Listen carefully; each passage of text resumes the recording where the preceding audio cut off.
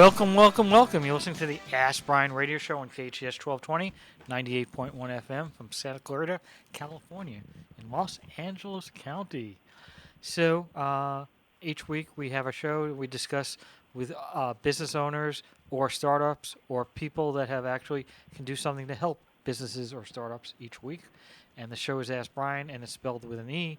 And every week we go through a little bit of a shtick here of why we're spelling Brien with an E, because we always said that, when we were kids, Brien was spelled B-R-Y-A-N or B-R-I-A-N.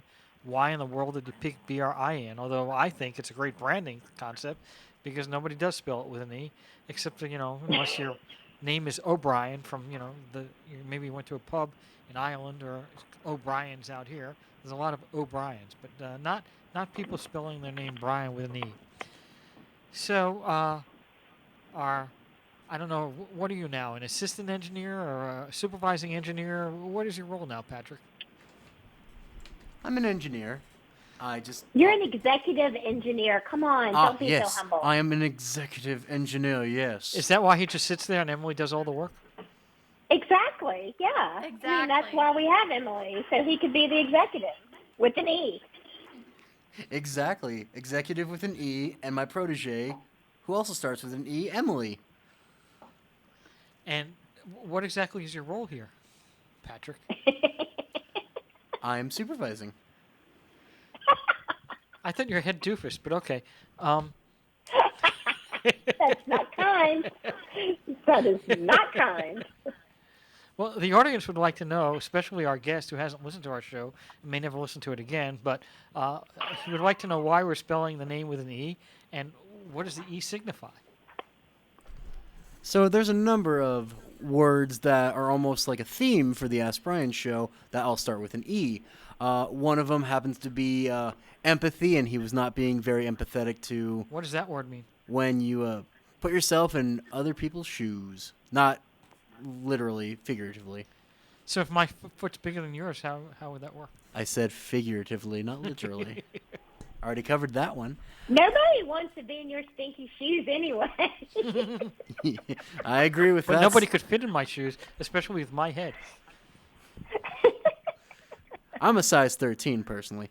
But anyways, there was also, let's see, we had empathy. 13 boys? 13 men's size, yes. There is experience, because everybody on the Ask Brien show is very experienced. Outside of that, we have experts. How many years experience does Emily have? Emily is going on at least a good couple months of experience. Well, just because you said everybody had so much experience, so. Well, you gotta learn. You gotta learn somehow. Now, do not start on Emily. That is so unfair. She's doing an excellent job. She can definitely give it. I've done that before, so no big deal there. She can definitely stand on her own.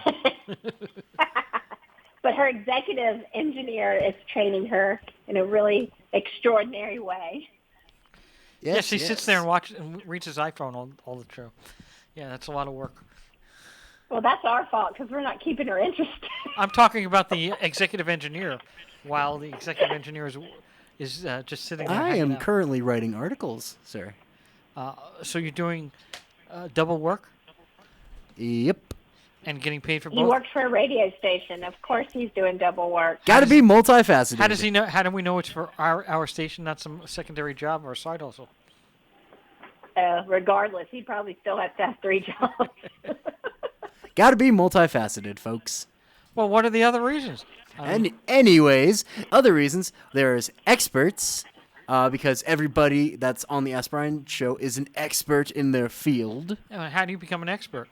You have to have at least 10,000 hours towards whatever you are working towards. And how do you calculate 10,000? Okay, now you're giving me math. I don't know. I just know it's 10,000 hours. I don't know how many times 40 hours a week for 5 years. There we go. Thank you. At least somebody listens. Math is my worst subject. You're giving me math. Yikes. Anyways, outside of that, we have... Well, he wasn't being empathetic. We have experience, experts... we have 2 of his favorites is excitement and... enthusiasm! There we go. Ouch. Yeah, ouch indeed. Traci, am I missing some? Because I feel like I'm missing some. you know, my favorite is always estrogen. Well, that's Indeed. not part of our show, but he missed the biggest one, which we introduced a few weeks ago, and he just can't get Education. it. Thank you. Yes, of course. But, you know, I now might- that I have a well, female cohort in the mix, I'm just saying.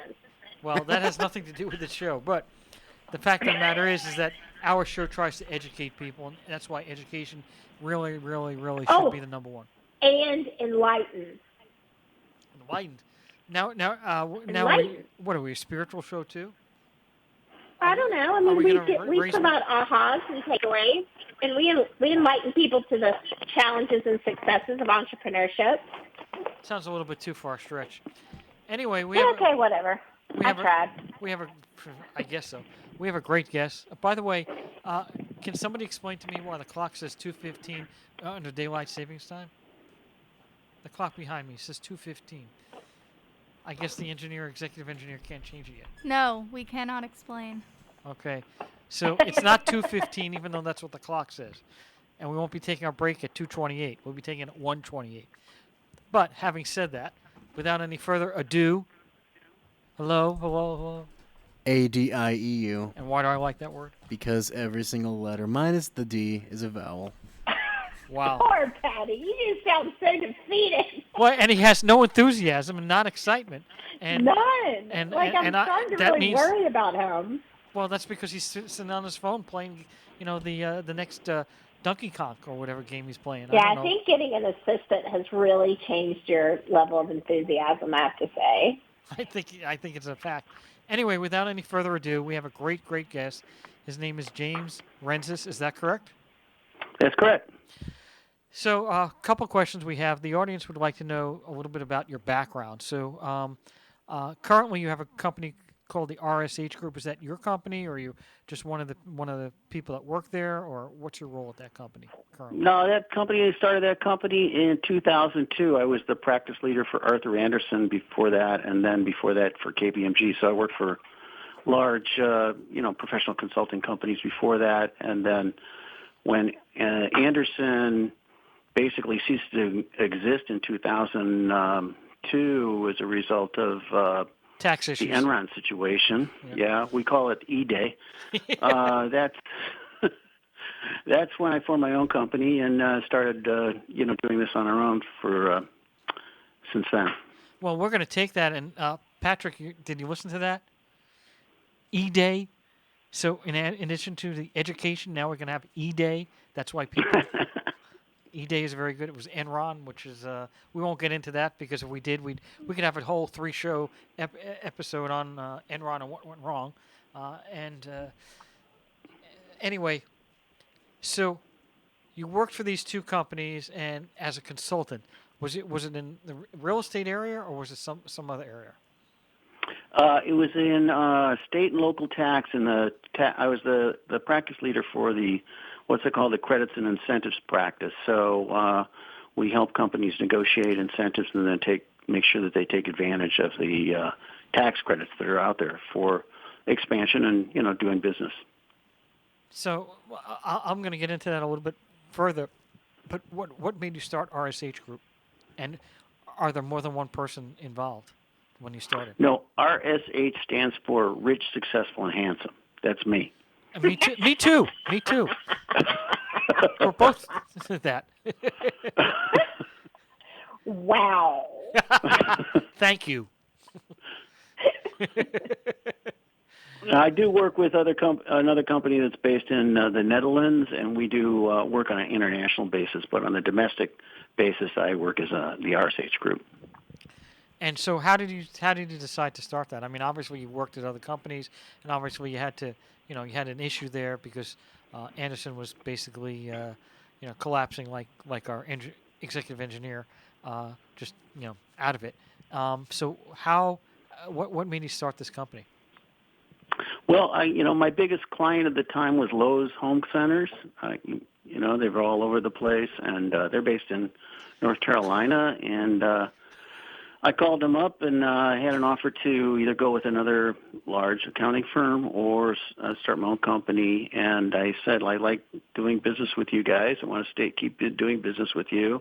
I have an offer with this other large company, I can go over there, or I can start my own business. Which you prefer to do? And they said, we'd rather have you start your own business because we already, because of Sarbanes-Oxley requirements, we don't want to have a lot of consultants, that are also on our auditing. And this particular company was their audit as well. So it actually ended up working out great for me because I was able to, continue the business that I was doing with Arthur Anderson, and just took that, and grew the company from there. That's a pretty big account to get. Now, at the time, how big was Lowe's? I mean, obviously it wasn't as big as Home Depot, but it was the second largest retail home construction business, or were there others? I mean, was Home Base around? No, they were not as big as Depot, but very large. And during that time, as you remember, Lowe's and Home Depot were both on a tear of expansion. So they were approving 10 new stores every month. So, and each new store is probably $20 million. So, it's 200 million stores every month. That's a lot. People don't know this, but I was an attorney for Home Base back in 1995 in BJ's Wholesale, and sure. I don't know if you're aware of Home Base. You probably are. Home Base was very similar to a Home Depot concept and a Lowe's concept. They're very similar. They ended up going out of business at some point, but it was pretty big, at least in the Southern California area. I don't know how big they were nationwide. Right. So, what were you doing for Lowe's? You weren't doing the local and sales taxes issues. What were you doing for them? Okay, so when you establish a new retail facility in many places in the country, what you're doing is you're creating a huge sales tax impact on the community you're working with.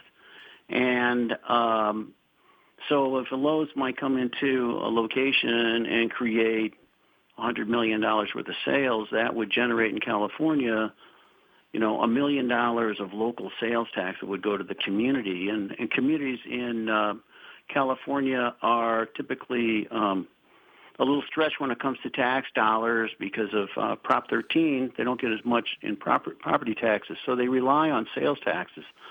So there's a tremendous competition between the cities in California and other states to get sales tax generating operations like a Lowe's or an auto dealership or a Costco or somebody like that.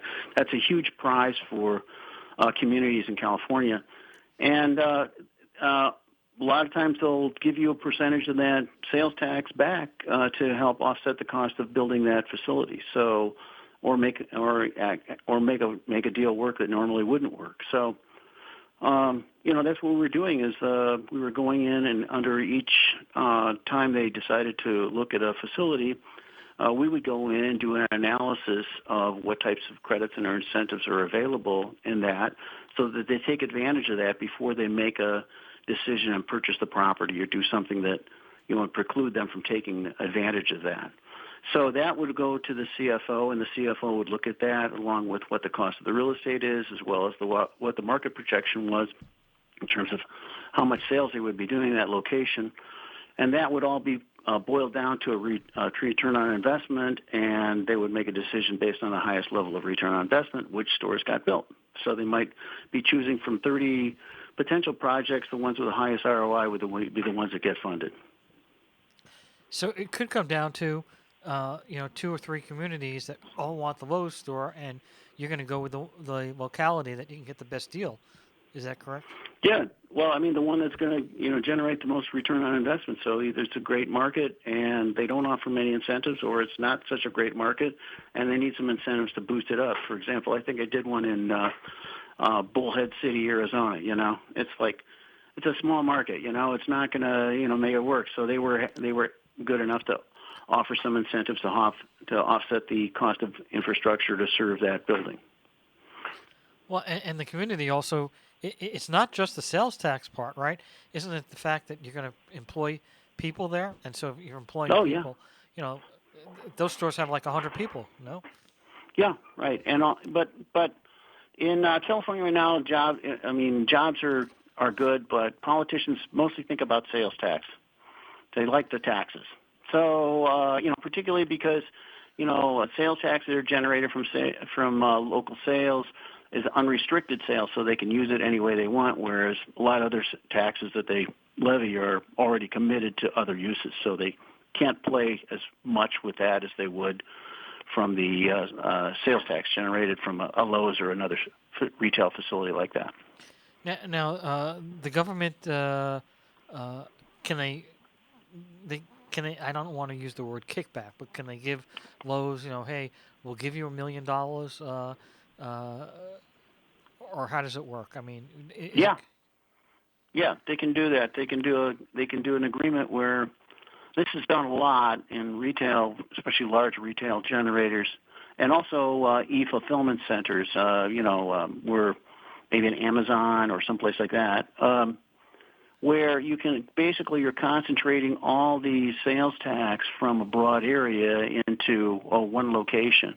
And the way the tax is, it comes from the location it's sold at. So if it comes out of that location, the locality gets the sales tax, and they're free to do anything they want. So what they typically will do is either, I've seen, a number of ways, they either put in the infrastructure, that's public infrastructure that can help get that built, like a road or a sewer or something like that to help, maybe put in a parking lot. In some cases, they'll purchase land and then lease it back to the company at a favorable rate. And then finally, they'll actually send them a check every quarter based on how much sales they do. And it could go, I've seen deals go as long as 45, 50 years.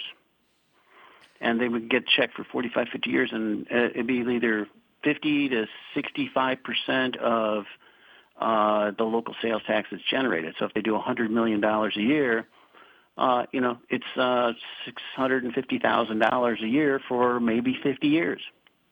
Well, it sounds like a pretty good deal to the locality, too. Yeah, it's pretty amazing. I mean, in the old days, they used to have these towns, right? The company town, and they used to have everything in in that town. So it's kind of an offshoot of that, and that's why I went to the job part. I mean, right now the economy is booming, but I mean, 2008 or something, when we had the big crisis, to be able to build a Lowe's store where the unemployment rate is 15% or 10%, which it was back then, that could be a great thing for a community, in addition to getting the sales tax money. So. Yeah, and a lot of times the communities will put in stipulations for things that they want to see. Maybe a standalone restaurant out in front of a Lowe's, as one community requested. Another community in Santa Fe, New Mexico, wanted Lowe's to put in a affordable housing, as part of the project. So they get some things that they want as well back that also helpful to the community. And are you negotiating with like the mayor, or are you typically negotiating with council people, or just at the real estate boards or whatever, or zoning? Usually starts out with the economic development people, and you describe what the potential project is, where the location is going to be. Then they'll typically take that to the city council and then draw up an agreement with a real estate attorney that outlines how that program would work. And then they vote on it, and if they vote on it, it becomes an agreement that the city will then sign, and then they manage it for the period of years that the incentive is granted for. So we got about 30 seconds left before we're going to take a short break. But one of the areas we want to get into is site selection, because whether or not it's a Lowe's or a big, huge conglomerate, or even the local mom-and-pop store, I wanted to know what people can do to pick a good site and to determine what a good site would be. So we're going to do that when we come back, and you're going to try to help us out. So a lot of small business owners here may not be as big as Lowe's, may not be getting those incentives, but they sure do want to know, where should I locate my furniture store that's a 3,000 or 10,000 square foot store. And so you're going to see if you can help me out on that. We'll be right back. KHTS 1220, 98.1 FM. Healthcare can be difficult if you're underinsured or have Medi-Cal. Samuel Dixon Family Health Center can help. Services are available on a sliding fee schedule. The mission of the Samuel Dixon Family Health Center is to give the Santa Clarita Valley access to affordable, quality primary care. There are 3 locations to serve you: Canyon Country, Newhall, and Valverde. Go to sdfhc.org for more information and to find the location most convenient for you. At the Burrito Factory, their motto has always been to serve quality food with fast, friendly service. But did I mention the taste? When it comes to authentic taste and huge mouth-watering burritos, the Burrito Factory is second to none.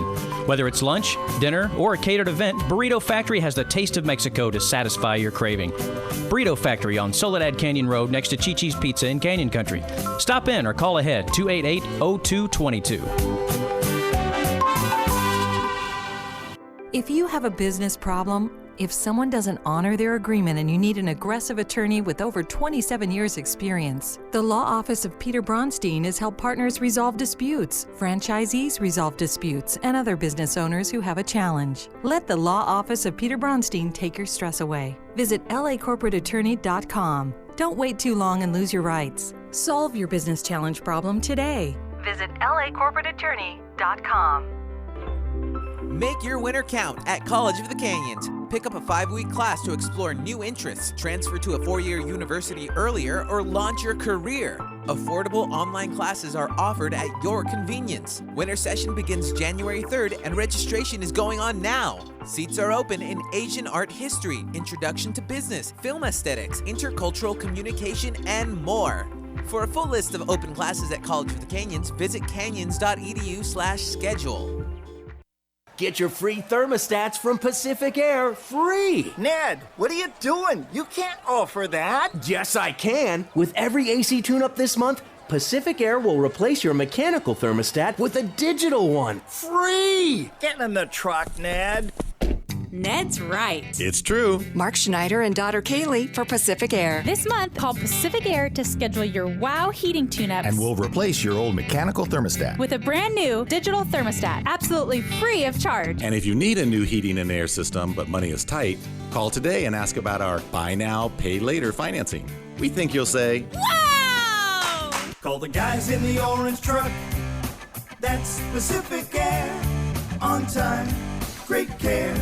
When you want the best, call Pacific Air. Get your WOW heating tune-up today, and we'll replace your old mechanical thermostat with a new digital thermostat free. Get service at pacair.com. Hometown, your hometown station.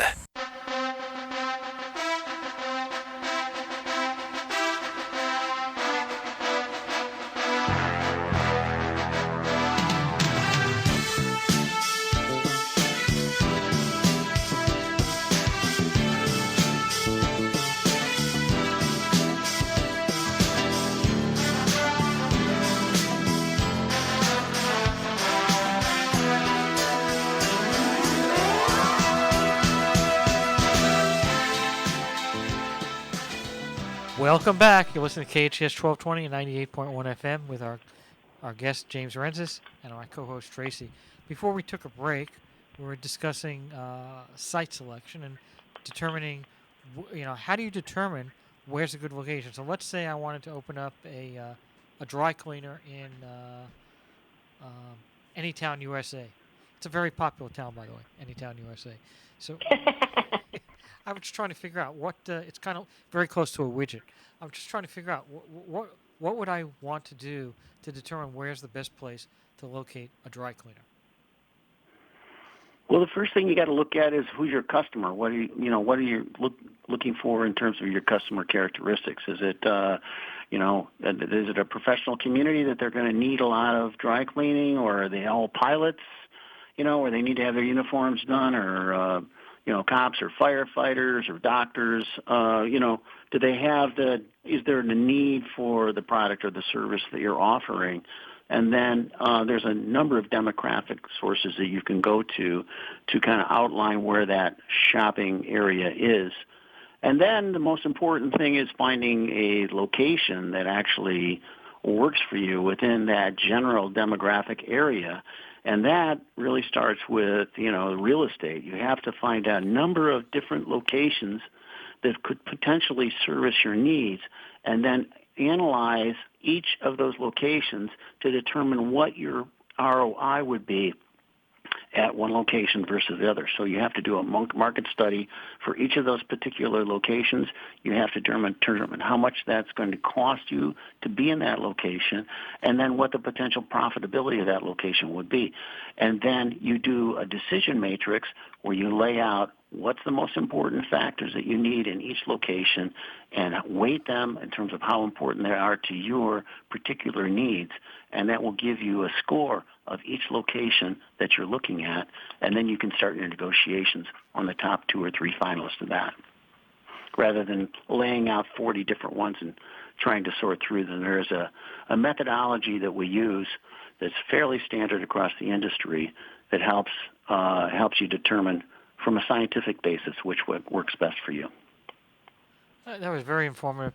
So how many, you said 3 or 4 finalists, but how many would you start with? 10 you think is too much, or is that a good number, or would you go 7 or 20? Yeah, the way we used to do it is you could start out with literally, our projects we start out with maybe hundreds of potential locations, and then we use various types of screens. It must be X number of miles from a hospital. Okay, so the ones that don't meet that criteria, then we screen those out.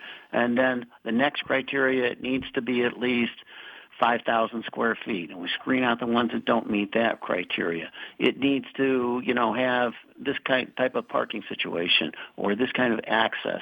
Then we screen those out. So you're going through a funneling process where you start with a large number of potential locations, and you funnel it down using these screens to areas that make the most sense, and then you get to a list of 10 what we call semifinalist locations, and then the semifinalist locations you do the market studies on, and then you can score that and determine which of the top 2 or 3 that you should look at.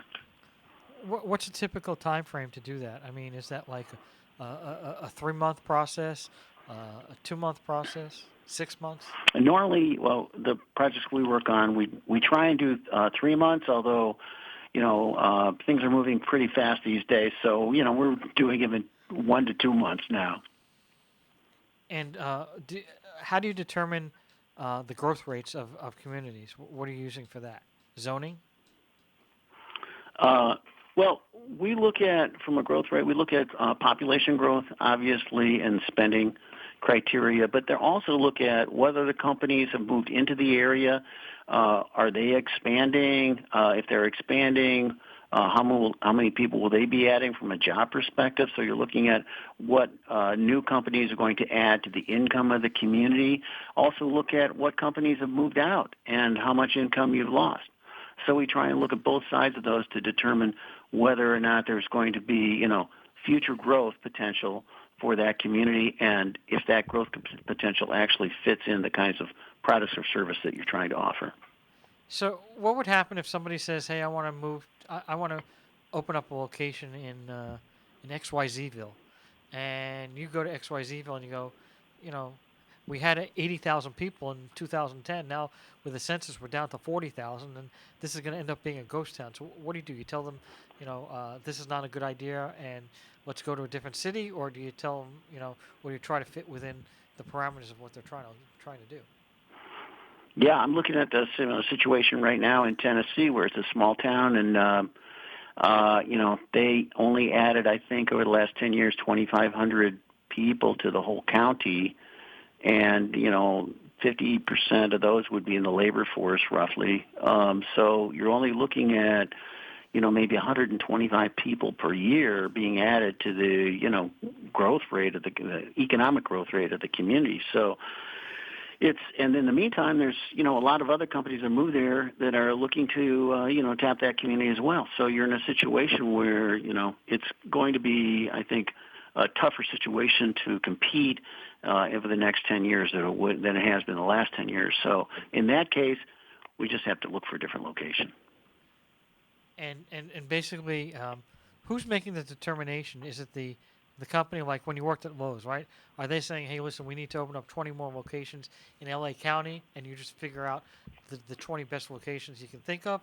Or is it more along the lines, we need to open up 20 locations, you figure out, if it's L.A. County or Orange County or Riverside or whatever?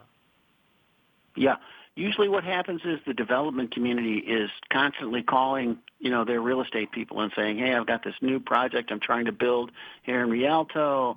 Here's the size of the parcel. Here's where it looks. Here's where your site's going to be. Here's what and they constantly have a stream of real estate developers coming to them, proposing projects to them. So they have to basically sort through all those projects and determine which ones make the most sense for them. So that's how it enters the pipeline.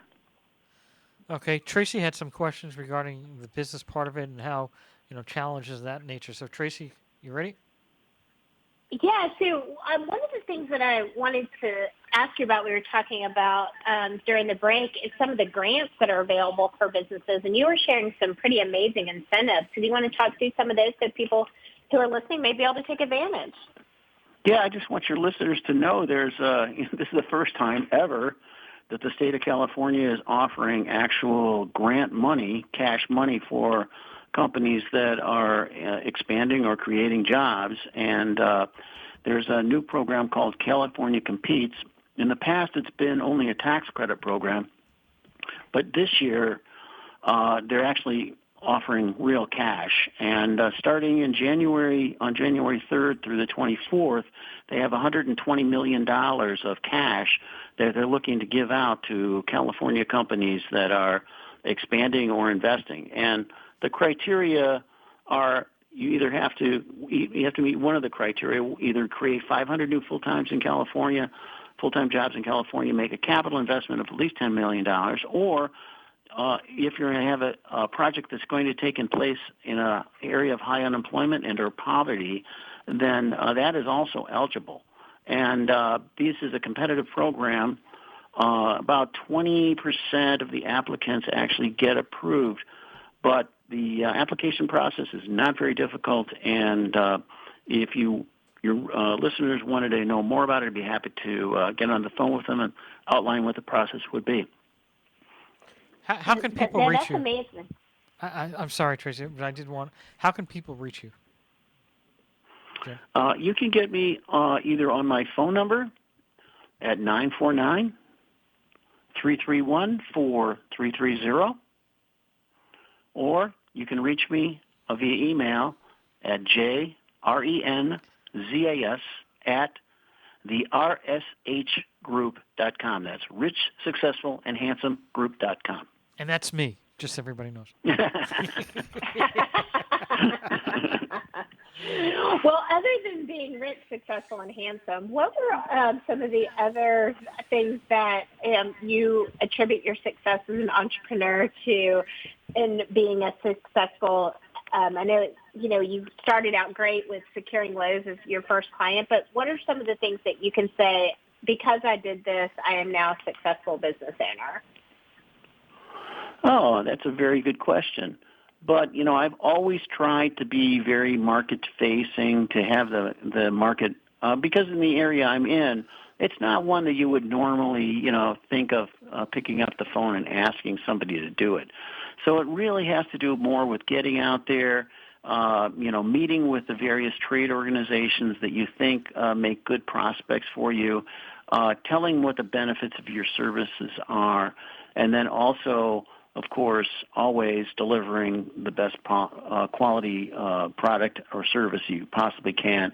And I'd say the majority of our new business comes from referrals of companies that we've already worked for, or companies that have used us and then have friends that they refer to us. So once you get that referral network going, it's just a steady pipeline of work. Did you create an organized referral program for your business, or was it just something that happened, like you were saying, friends and family? But, to scale a business, referrals are amazing. I was just curious, though, if you've implemented an actual, official referral program. No, it just kind of grew organically. To start out with, some clients who were really happy with what we did, and just basically they told their friends, and it spread from there. There's an organization of CEOs that get together, and some of these, my former clients were members of that organization, so they're talking with other CEOs, and they all have similar problems, so they all know where to go. Do you implement any marketing strategies outside of a referral program? Do you leverage LinkedIn, or do you, because you have a pretty niche target audience. I was just curious if you did any other outside marketing. Yeah, we have a very big LinkedIn group. I call it Site Selection Network. It's got over like 5,400, I think, members in that network. So we have that. We do a regular series of webinars on various topics, and we have a mailing list that we send out to prospects that dial in for that. And then also there's about 5,000 economic development organizations around the country, and I work with them very closely so that if they have a company that's looking around and needs some professional assistance, they'll often refer that back to me. So there's three main sources of business we get. We don't do a lot of advertising because when you're doing site selection, it's something that occurs, very infrequently, maybe once every 5 years, something like that. So, it doesn't make sense to actually do a lot of advertising, but keeping your face in front of them, talking to business owners about things that, are important to them. And of course, California business regulations, business climate, cost of doing business, labor availability, and of course incentives, all those things, I think make people's ears perk up. So once they do that, then we can come in and tell them what our experiences are out there. And we're out in the marketplace all the time, so we have a very good hands-on feel for what's going on at any time. We're going to take a break. We'll be right back. KHTS 1220, 98.1 FM. Your business sign is essential to getting customers to your location. Feathers can help you get your business noticed. Feathers, now in a new larger space with plenty of parking. They walk you through each phase of your project with special attention to detail and quality. Feathers will provide you a sign that you can be proud of. Your sign will draw customers in instead of having them drive by. Visit Feathers online at feathersigns.com or go to Feathers' brand new bigger location at 26017 Huntington Drive off Rye Canyon or call 298-9442.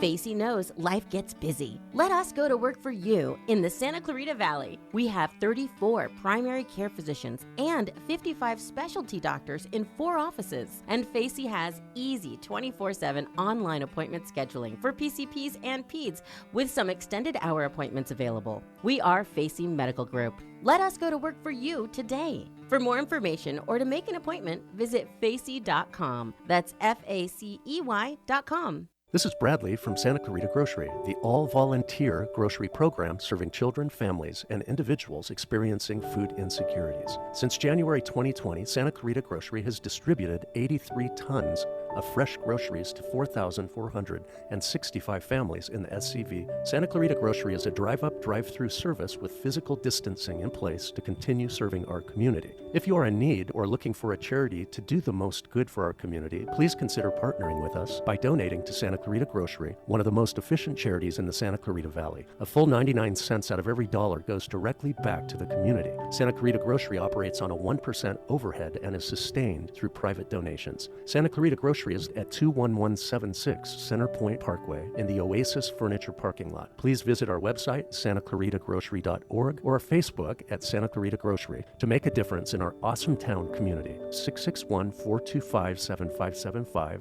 Be our guest and experience the difference. Wanna laugh at TMJ and that obscenely overpriced bike guard? Discover the 3 most common mistakes that must change to stop TMJ for good. Hi, I'm Dr. Thomas Pilecki, and WebMD chooses me as best chiropractor and functional medicine in Santa Clarita. Something to think about. So, when you're ready to get better, go to drpilecki.com. That's drpolucki.com to schedule your free consultation now. Save water and save money. SCV Water wants to help you find your fit and take advantage of conservation rebate programs that will help you save. Water your landscape more efficiently. Replace your lawn with water-wise plants. Conduct free in-home water surveys. Cover your swimming pool and more. Find the programs that fit your needs and start saving today. Visit conserve.yourscvwater.com to learn more. That's conserve.yourscvwater.com. If you're in danger of losing your home to foreclosure, you need an expert. Hi, I'm Rich Sherman with Alta Realty. I've helped hundreds of Santa Clarita residents save their homes completely for free. I've got just over 20 years experience and a loan modification success rate of over 80%. I can negotiate better terms with your bank and I can save your home from foreclosure. And again, we do this completely for free. So if you're in any danger, please call me today at 661-714-1400. That number again is 661-714-1400. I'm Rich Sherman with Alta Realty. I'll be happy to help you save your home for free. If you have a business problem, if someone doesn't honor their agreement and you need an aggressive attorney with over 27 years experience, the Law Office of Peter Bronstein has helped partners resolve disputes, franchisees resolve disputes, and other business owners who have a challenge. Let the Law Office of Peter Bronstein take your stress away. Visit lacorporateattorney.com. Don't wait too long and lose your rights. Solve your business challenge problem today. Visit lacorporateattorney.com. Hometown. Traffic report, simple news, weather, and lots of music. They pretty much play everything. Your hometown station.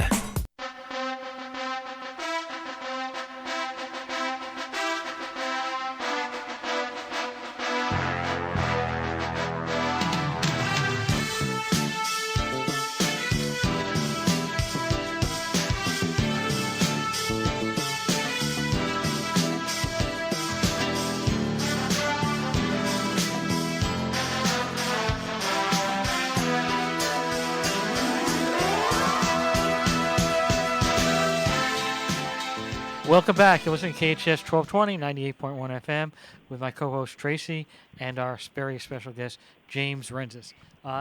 Traci, you had a question and I had a question, so you want to go? I do. So we talked about all the things that contributed to your success as an entrepreneur, but I'd really love to know what challenges that you faced in growing your business and how you overcame them. 2 or 3. 1 or 2. Yeah, okay, So there's 3 areas that we use to grow the business, and the first one is during the 2008, particularly downturn when not much was going on, in terms of corporate expansion. Cost segregation was a service that we added to our portfolio as a program that we're offering to clients, and cost segregation helps to accelerate depreciation on a federal basis. So if you have, for example, a Starbucks with, a water line running to the bathroom, that's depreciated over 39 years. But if you ran that to the barista station, that would be depreciated over 5 years. So not all of companies are depreciating properly, and you can go in and do that if you file with the right forms of the IRS. You can accelerate depreciation and allow you to use your cash a lot faster than you would normally. That we've done probably $100 million worth of savings for clients in the LA basin on that, which helped a lot. And then we added new markets. We affiliated with an international company to work on projects for foreign companies that are looking to invest in the U.S. And then finally, we have additional markets that we're looking at to go into with regard to local influencers, people that are looking for different attributes. They want to say they have a successful business in Los Angeles. They want to expand to the East Coast, help them, find that. And so we do work for economic development agencies as well to help them identify, what they should be doing to become more attractive to those kind of companies. So we've tried to branch out and depreciate. I think that's what you always need to do is continue to grow. Yeah, those are amazing insights, and we definitely want to talk about how the pandemic has affected your business. Brien, do you want to take that one? So, yeah, I wanted to ask you that specific question, twofold. One is, how has COVID affected your client base? Because obviously, with many clients now having their employees work from home, transferring a headquarters office, they may not need the same space that they did before, or maybe they do, and they realize it's going to come back. Those type of issues, retail and everything. And then, first answer to that question, I have one more follow-up, if we get time. Yeah, COVID has basically affected everything. It's changed everything. Now, before COVID, people didn't have any trouble getting workforce. Now, a lot of workers who have experience working from home no longer want to go back to the office or to the warehouse or whatever. I know that I was in Las Vegas a couple of weeks ago, and they told me that 70,000 casino workers are no longer going back to work. They're going to, find a different careers. So, it changes the whole outlook of what the labor force would be. When it comes to, tech workforce, there were always been quite a bit of, work from home there, but now you can literally branch out and put people where they can afford to live. One of the problems for Southern California is it's an expensive place to live. Not everybody can afford to live here, and some people want to move to less expensive places like Arizona or New Mexico or Salt Lake City or something like that. Now they can do that and still continue to contribute to companies that are based in California. So it's actually improved the labor force reach for companies, but at the same time it's added some challenges to getting those workers to come into an office or something like that if they need to have those people there. So, is there... Go ahead. Go ahead, Tracy. You have 2 minutes. Super quick question. Is it going to go back? Are people going to go back to the offices? What are the trends saying? No, I don't think so. I think from what I'm hearing is not. You're going to see, a portion of those workers come back, but they may not come back, every day. They may come back 2 or 3 days a week and work from home the other days. It's always been, for me, interesting why companies didn't go remote much earlier than they did as a result of COVID. But COVID forced them in this situation where they actually had to look at what the performance was of employees that are working from home, and they found out it was, pretty good. So now people have more confidence that they can work from home, and of course that saves companies a lot of money in real estate. So we have about 50 seconds left, and the question is, the effectiveness of people when they're not in the office. In the old days when I was working, we had a whole team. So we got someone from the marketing, legal, 5 different people, and we could solve a problem pretty quickly. Now you do it with Zoom, and it looks like Brady Bunch, and I'm just trying to figure out, does it work the same way, or do you have to be in somebody's face to get something done? Different companies have different philosophies about that. I was talking with some of the people over at Genentech, and, they feel like they like to get people together because they have the exchange of ideas, the inspiration. That all happens when they're all together, maybe having lunch together or, in a meeting together. So in certain areas, like tech areas, they do like to get people together. On other areas, I don't mean to interrupt, but we ran out of time. I appreciate your time. We'll have you back.